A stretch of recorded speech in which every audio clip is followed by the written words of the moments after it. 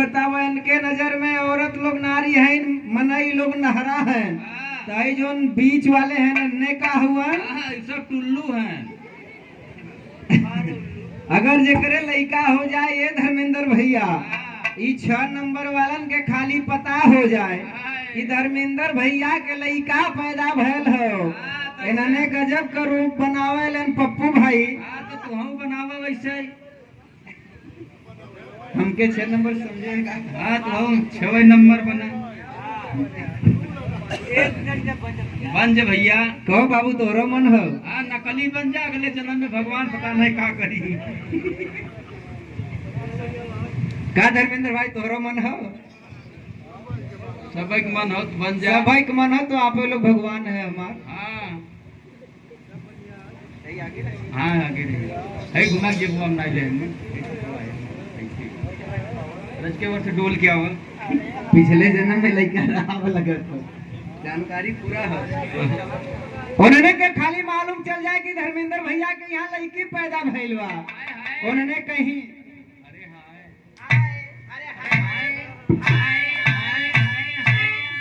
अरे मलिकार, अरे मलिकार, अरे अरे अरे रमिया, अरे मुस्कानवा, हाय हाय हाय हाय कहीं कि अरे धर्मेंद्र भैया की यहाँ लड़की पैदा भइल हो।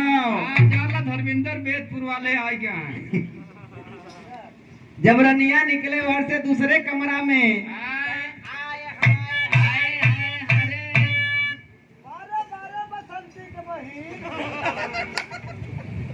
तो हम बसंती बहन देखा थे देवी देखा था नहीं 6 नंबर वाले जब पहुंच ही तो लड़का के हाथे में ले ले धर्मेंद्र भाई, लड़किया के लेते आवा तनिषा हम बजे खिलाई ले आवा लड़किया के हाथे में ले ले तो गई कि अरे भोंगरा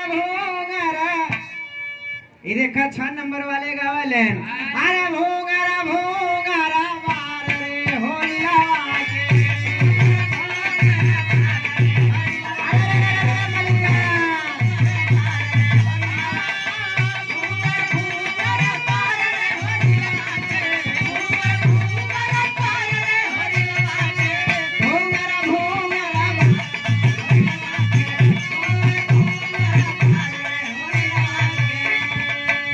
एक मिनट धर्मेंद्र भाई ले थे तनिषा रुक जा।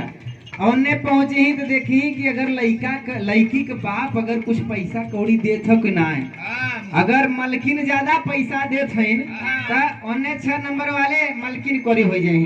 कैसे गई भोंगरा बारा रे भोगला